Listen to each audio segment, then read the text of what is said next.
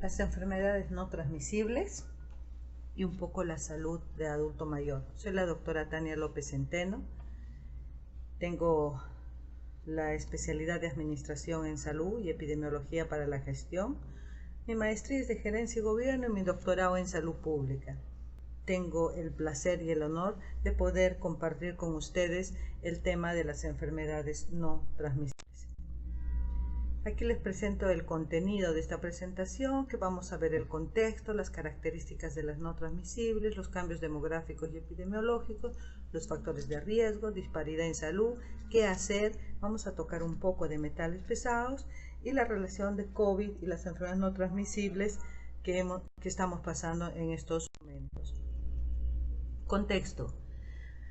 Actualmente hablamos de una epidemia global de las enfermedades no transmisibles que viene afectando en forma muy severa a toda la región de las Américas.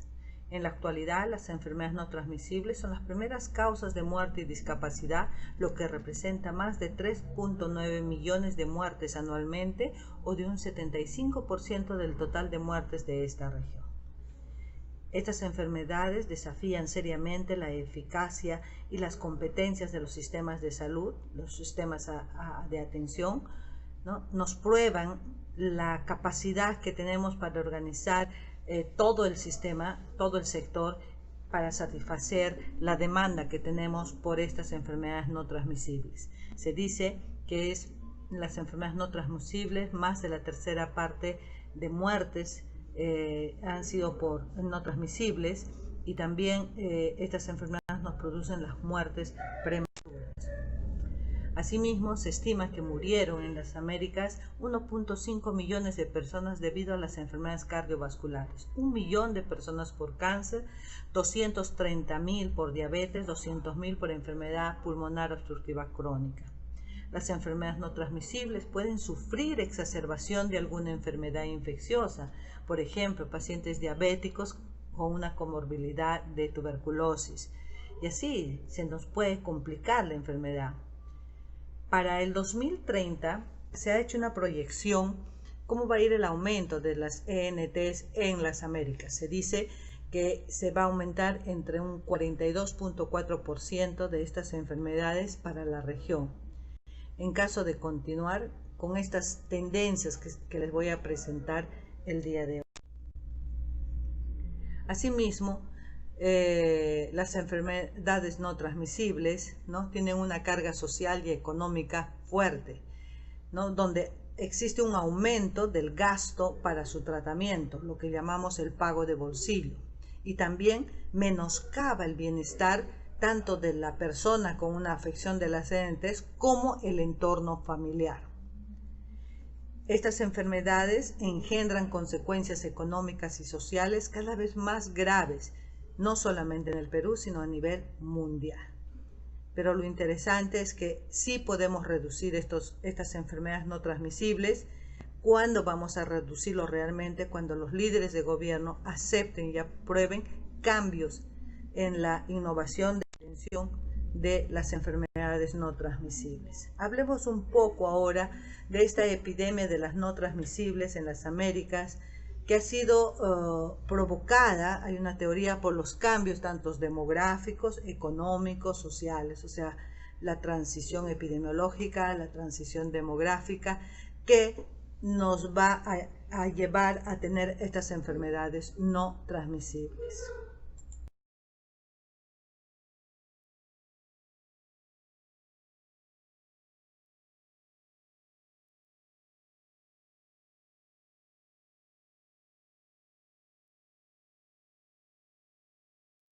Así pues, la transición demográfica. Ocurre transición demográfica por unas cosas maravillosas. Primero, porque ha disminuido la natalidad. Por lo tanto, ya no hay tantos niños que nacen. Ha disminuido las muertes en los niños pequeñitos. ¿Por qué? Porque han mejorado las intervenciones en salud, porque han sido más preventivos, porque han mejorado su tratamiento, su diagnóstico, etcétera, etcétera. En consecuencia de esto ha aumentado la esperanza de vida. ¿Qué ha pasado? Que ha disminuido las muertes, o sea, los niñitos cada vez crecen más, son más adultos, nuestra población que era como una pirámide se vuelve como un vaso invertido, entonces la población empieza a incrementar entre adultos y adultos mayores. Esta transición demográfica va a traer en consecuencia una transición epidemiológica. Las enfermedades que se producían cuando era piramidal eran pues más enfermedades diarreicas, infecciosas. A diferencia, cuando la población es adulta o adulto mayor, las enfermedades cambian, son más cuando es adulto pueden ser accidentes o lesiones de causa externa y cuando es adulto mayor, pues hipertensión, diabetes, cáncer, osteoporosis, etc. Como decía, el incremento de la esperanza de vida. También va inmerso el incremento acelerado de la población urbana. Lo rural va disminuyendo porque lo rural, la gente que vive en la parte rural busca mejorar su situación económica y viene a la ciudad, a una ciudad tal vez no planificada para un crecimiento tan acelerado, entonces va creciendo. Y esta población rural que viene a la ciudad cambia también sus estilos de vida. Entonces es un factor importante para tenerlo considerado dentro de las enfermedades.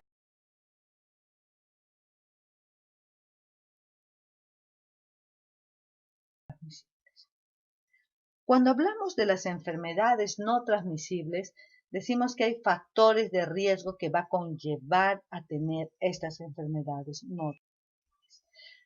Se dividen en dos, factores modificables y factores no modificables.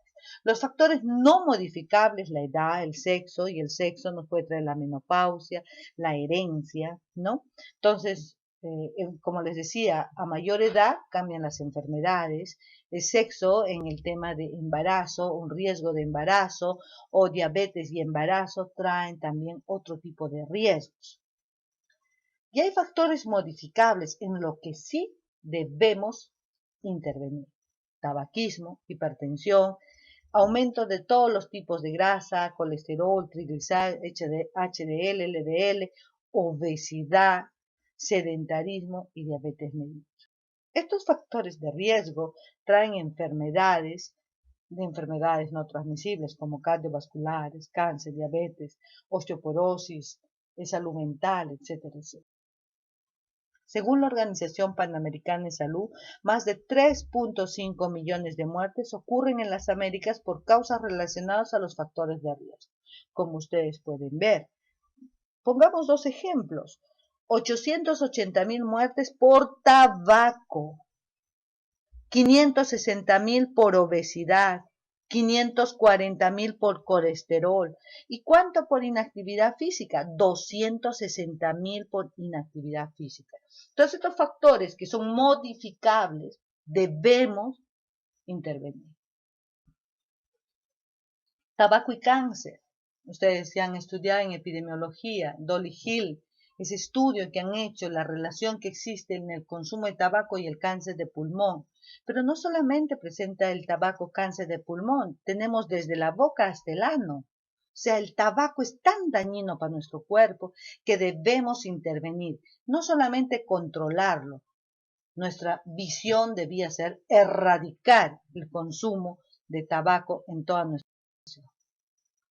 También, aparte de analizar el tema demográfico, el perfil epidemiológico, los factores de riesgo, deberíamos también ver la disparidad en salud, que es un determinante que va a influir en el incremento de las normas.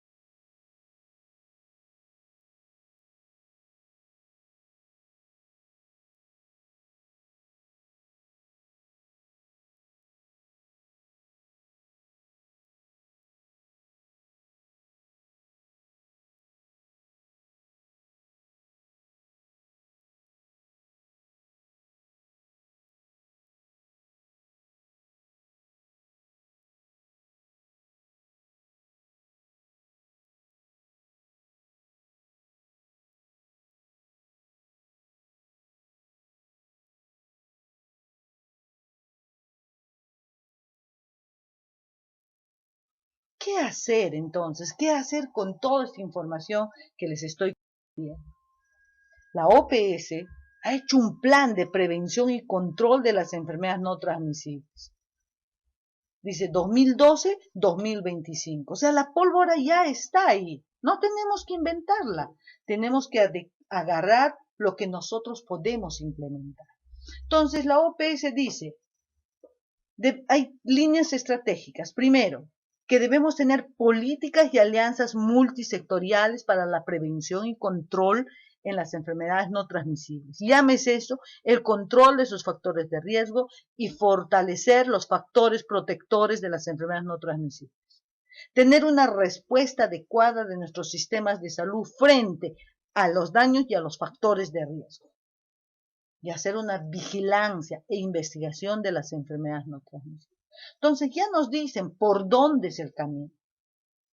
Además, OPS dice que este plan no solamente debe ser a nivel nacional, sino que debe tratar que se haga a nivel regional y a nivel local. Y que en todas estas actividades se hace hincapié en estas iniciativas y mecanismos deben ser multisectoriales. Entonces, es inaudito, no aceptable, pensar que solamente el Ministerio de Salud va a ser el que solucione y disminuya las prevalencias de estas enfermedades.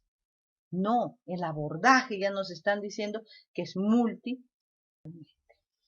Entonces, cuando nosotros decimos qué hacer, dónde hacer y cómo hacer, también ya está propuesta.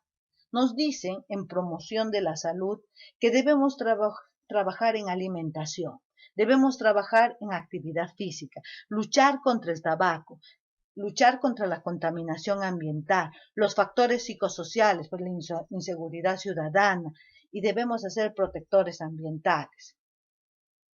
¿Y dónde debemos hacer esto? Trabajar con el individuo, en los hogares, en las escuelas, en los centros de salud, en los lugares de trabajo, en las comunas. ¿Y cómo debemos hacer? Aprendiendo a comunicar. Nosotros solamente somos médicos, entonces el trabajo también no es multisectorial, también es multidisciplinario. Tenemos que trabajar en equipo, médico, enfermera, trabajadora social, comunicador, profesor de educación física.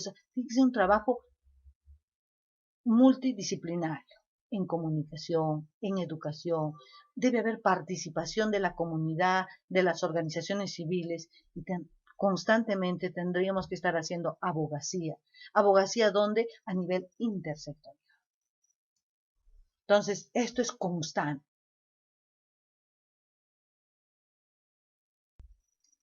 Cuando yo les hablo luchar contra el tabaco, el consumo de tabaco, miren la composición del cigarro. Acetona, amoníaco, naftalina, etcétera, etcétera.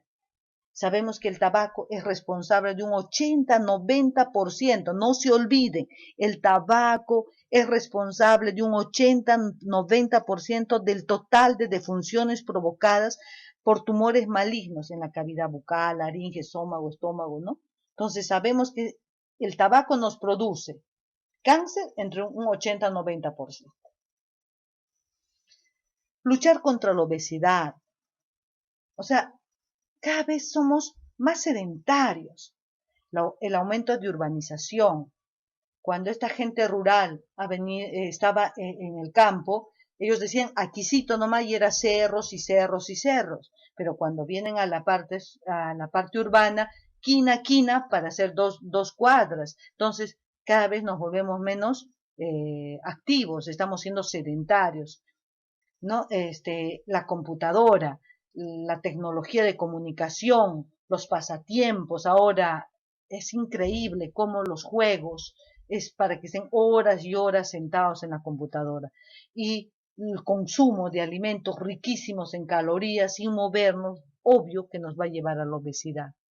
Entre el 7 al 12% de los niños menores de 5 años y una quinta parte de los adolescentes son obesos en la región, mientras que en los adultos esa cifra se aproxima a un 60%. Imagínense el 60% de nuestra población obesos. La obesidad nos va a traer una resistencia a la insulina. La resistencia a la insulina nos puede llevar a diabetes. La diabetes también, como aparte como enfermedad, también un factor de riesgo porque nos va a traer otras complicaciones. La diabetes nos puede traer diabetes, hipertensión, la obesidad te puede traer hipercolesterolemia, diabetes, hipercolesterolemia y hipertensión. Además, la diabetes tiene complicaciones, aparte de las comorbilidades, diabetes, retinopatía diabética, polineuropatía diabética, etcétera. Entonces, sí debemos trabajar fuerte contra la obesidad. ¿Cómo? Promoviendo la actividad física. Cambios alimentarios. Esta comida chatarra rica en azúcares, en grasas, debemos promover el consumo de frutas, de verduras, el consumo de agua, disminuir las bebidas. Pero acá tenemos que luchar contra la mercadotecnia, que vamos a hablar más adelante, ¿no? Porque la mercadotecnia saca, por ejemplo, un chistris que antes costaba, digamos, 7 soles. Ah, pues la población pobre no puede comer chistris. ¿Por qué no va a comer? Hay que darles chistris. Entonces saca algo de 70 céntimos, más pequeño para que puedan consumirlo. Entonces nosotros, los médicos, los profesionales de salud, tenemos que estar atentos a la mercadotecnia. Algunos datos que ustedes no deben olvidarse.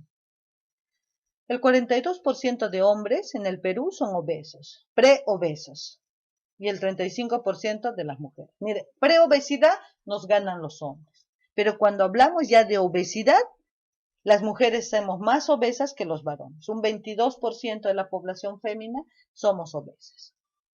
En general, la población podríamos decir que está entre 19 o 23% en poblaciones mayores de 15 años con obesidad.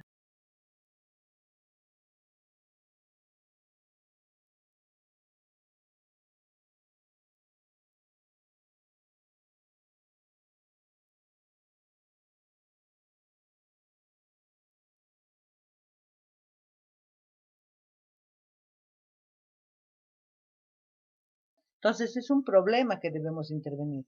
La Dirección General de Epidemiología realizó 4 estudios a nivel poblacional de los factores de riesgo, lo llamó el FREN, y ellos pueden determinar lo siguiente, que aproximadamente en este momento hay entre 650.000 personas con diabetes, casi mire 1 millón de personas con diabetes. Claro, hay otro estudio de doctor Seclen que dice, no, la prevalencia no es del 4%, es del 7%. Entonces ya no estaríamos hablando de 650.000, estaríamos hablando aproximadamente de 1,5 millones de personas con diabetes en este momento. En los estudios del FREN también se nos podemos decir que en poblaciones mayores del 15 aproximadamente hay 2.900.000 personas con hipertensión, 4 millones de obesos y cerca de 12 millones con sobrepeso. Imagínense cuántos millones de personas en estos momentos tienen factores de riesgo, que de acá a 1 año, 2 años, pueden morir tempranamente y no han llegado ni a sus 45, ni a sus 50, ni a sus 60 años. Entonces incrementamos la muerte prematura. Ya no mueren, empiezan a complicarse. Lo que les contaba de mi amiga, se desprende su retina por el tema de hipertensión arterial. Entonces también tenemos ese problema. O en tema de diabetes, amputación de pie, ¿no? En tema de cáncer, bueno, ni qué hablar. Entonces sí debemos intervenir.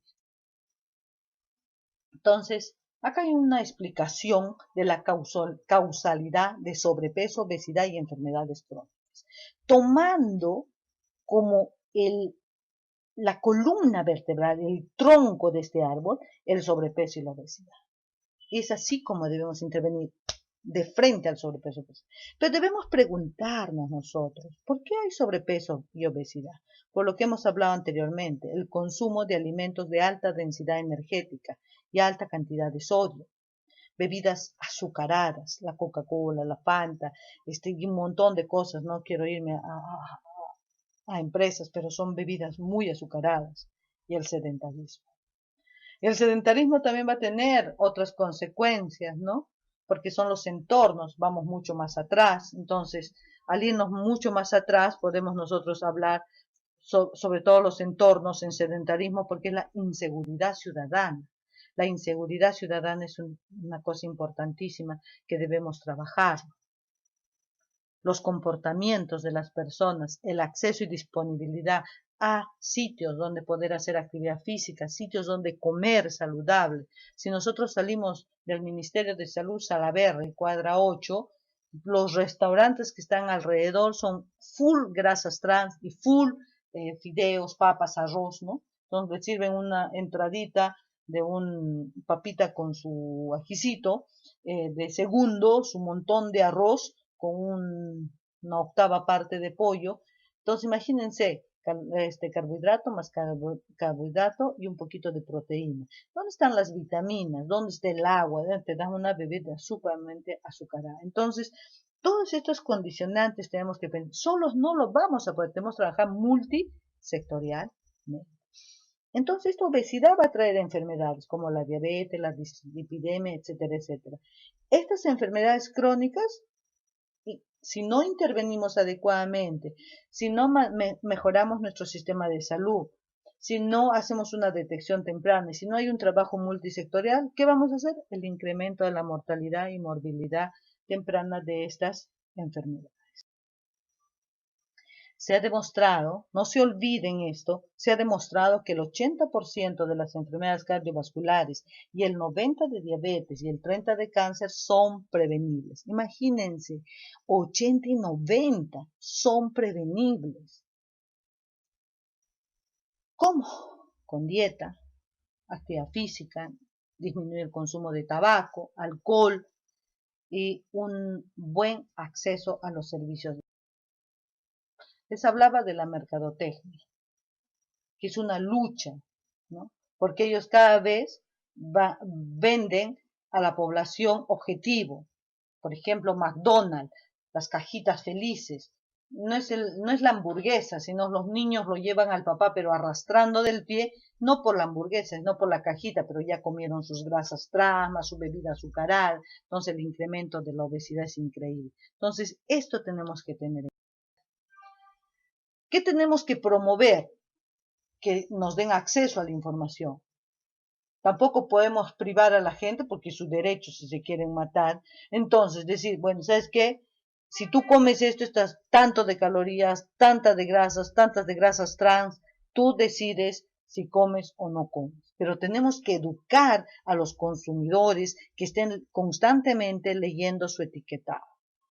Tenemos que hacer campañas también de mercadotecnia social que promuevan una alimentación correcta, saludable y que promueva la actividad física.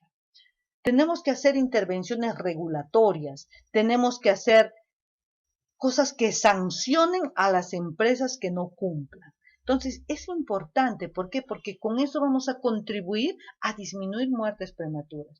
Pero ¿cómo se consigue con eso? Con políticas públicas. Entonces, ya cambiaremos, ¿no? Cuando el médico, en este ejemplo que les pongo, que le dice, bueno, tienen que comer más vitaminas, tienen que tomar agua y tienen que salir a correr, etc. Y el pobre paciente dice, ¿con qué tiempo? ¿Y qué hago?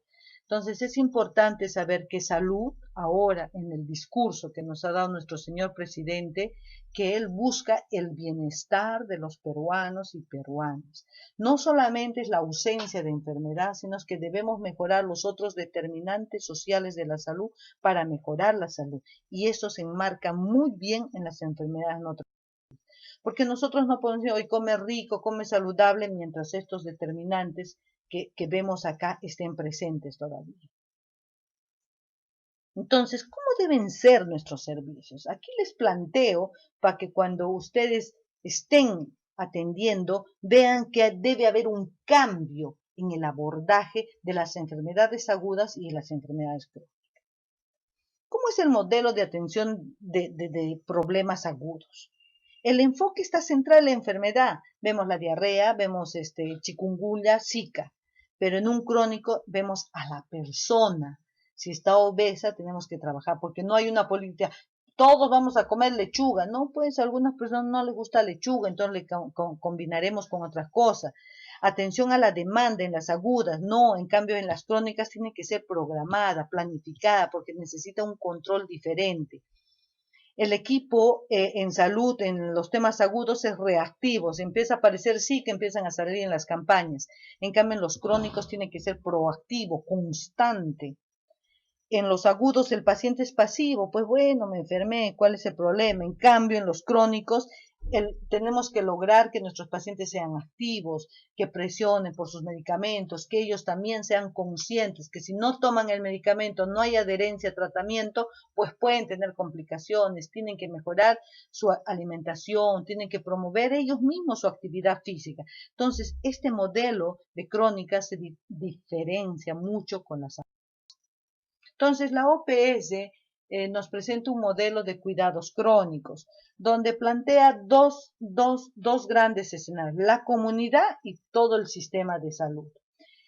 La comunidad, donde debe haber recursos y políticas, comunidades saludables, debe haber sitios verdes, debe haber seguridad ciudadana, etcétera, etcétera, ese trabajo multisectorial que se tiene que trabajar.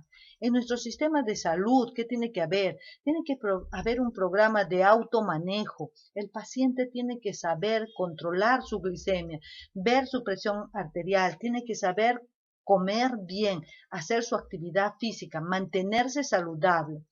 Tiene que haber un sistema de modelo de atención de crónicas para una detección temprana en el punto A de la historia de la enfermedad. Tiene que haber un apoyo en las decisiones y tiene que haber información clínica sistematizada. Pero esto se da con bases importantes. Primero, que debe existir equipos de salud bien preparados y tiene que haber pacientes informados. Y esto tiene que haber una interacción productiva constante entre ambos lados. Pero, ¿qué significa tener equipos de salud bien preparados? Significa que tienen que tener destreza en el manejo de las crónicas, tiene que haber recursos humanos suficientes, tiene que haber acceso para un buen diagnóstico temprano, acceso a los medicamentos y tiene que estar basada todo en evidencia. Ya para terminar, decimos que las enfermedades no transmisibles aumentan debe haber un incremento en la inversión para la prevención de estas. ¿Se podría prevenir? Sí. Se previene 3 millones de muertes prematuras en los próximos 10 años si intervenimos oportunamente. De las muertes así evitadas, unos 17 millones corresponderían a personas menores de 70 años. Lo que podría ocasionar es un crecimiento económico en todos los países, ¿no? Entonces ahí les muestro cifras como el crecimiento, la prevención, la detección temprana, la intervención multidisciplinaria trae efectos en la salud. Al traer efectos en la salud de ese individuo, efectos en su familia, ya no hay pobreza. Eso, efectos en su comunidad y en su país, incrementa el desarrollo económico.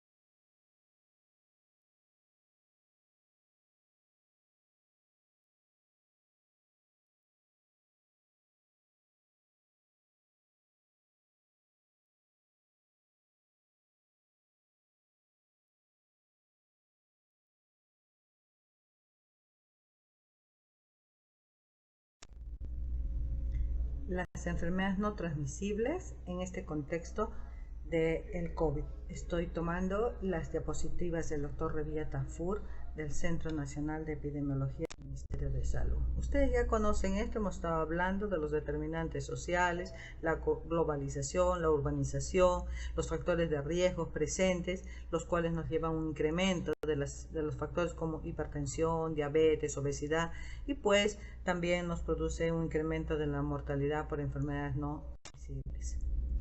En este contexto del COVID ya se han realizado varios estudios que están demostrando la relación que existe entre los factores de riesgo y el incremento de alguna complicación o el riesgo de enfermar con el COVID-19. Uno de ellos estoy presentando acá, el estudio de Marie Kilberg y colaboradores, donde te dice que tener diabetes tiene 3 veces más riesgo de podernos complicar con el COVID. Igual está el cigarrillo, la obesidad.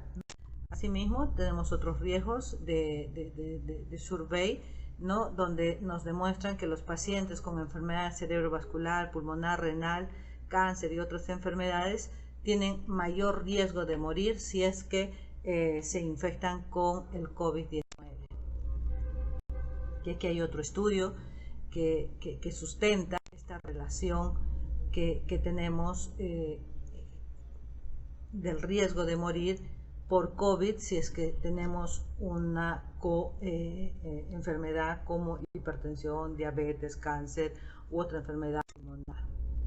Les voy a presentar algunos datos que se preparó con los residentes del PREG y el doctor Luis Revilla, como en ese entonces, más o menos en el mes de julio, existían 16.966 pacientes que dieron positivo al COVID. De estos, el 33% tenían diabetes, y de estos 33%, 45% estaban hospitalizados, llegaban a fallecer y tenían 8 días de estancia hospitalaria. Ustedes pueden ver acá cómo las comorbilidades y factores de riesgo en los casos que tenían COVID, en los casos de definición, y cuánto fue el riesgo relativo de tener estos factores de riesgo y la presencia del voy a presentarles también los fallecidos en este periodo hasta julio de este año de los pacientes COVID que tenían hipertensión, diabetes y cáncer.